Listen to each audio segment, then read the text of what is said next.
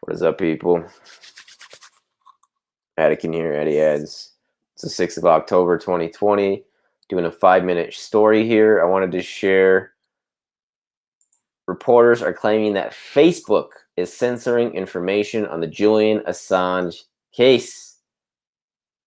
Craig Murray, the former British ambassador to Uzbekistan and longtime confidant of Julian Assange, has been fastidiously reporting on the Australian publisher's extradition hearing to the United States. Yet few people have been reading it. This, according to Murray, is because of a deliberate decision by online media giants to downplay or suppress discussion of the case. On this blog, Murray wrote that he usually receives around 50% of his readers from Twitter and 40% from Facebook, but that dropped to 3% and 9%. Respectively, during the hearing. While the February hearings sent around 200,000 readers to his site daily, now that figure is only 3,000. Would you look at that? This is why I'm here, folks.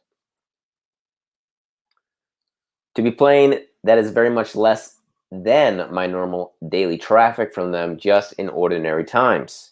Is the insidious nature of the censorship that is especially sinister. People believe they have successfully shared my articles on Twitter and Facebook, while those corporations hide from them that in fact it went into nobody's timeline.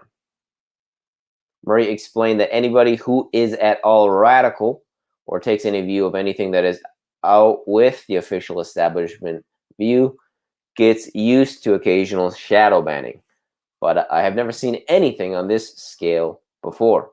90% of my traffic has just been cut off by what seems to be a general algorithm command of some kind to downplay Assange. I think it is as simple as that. There has been considerable public interest in the court proceedings, but very little mainstream attention given to them. To be fair, British authorities have made it inordinately difficult and extraordinarily difficult to cover the case, allowing only a small handful of journalists into the Old Bailey court system, where they can watch a live television link up but cannot bring in recording devices.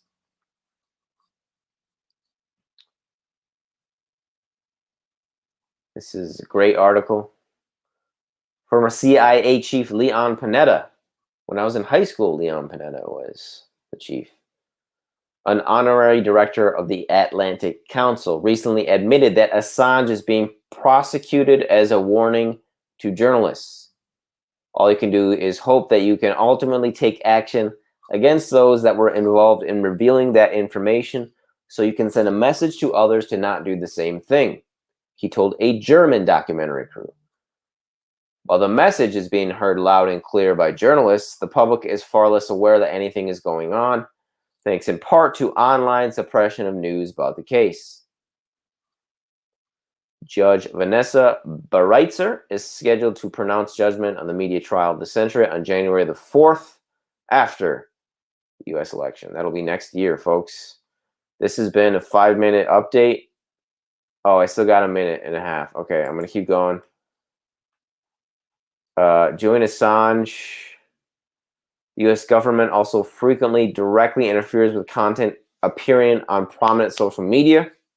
Earlier this year, Facebook announced that it would remove all comments or posts in praise of recently slain Iranian General Qasem Soleimani. This was done to comply with Trump administration's designation of the Iranian Revolutionary Guard Corps, which Soleimani led, as a terrorist organization. The problem is that Soleimani was Iran's most popular political figure, with an over 80% approval rating, and that Instagram is used by around 1/3 of the entire Iranian population. Thus, Iranians speaking in their local language were barred from sharing a majority opinion with their country folk because of a decision by Donald Trump. The Middle East is a very contentious area of the world indeed.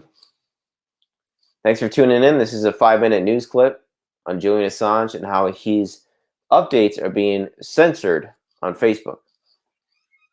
Stay frosty.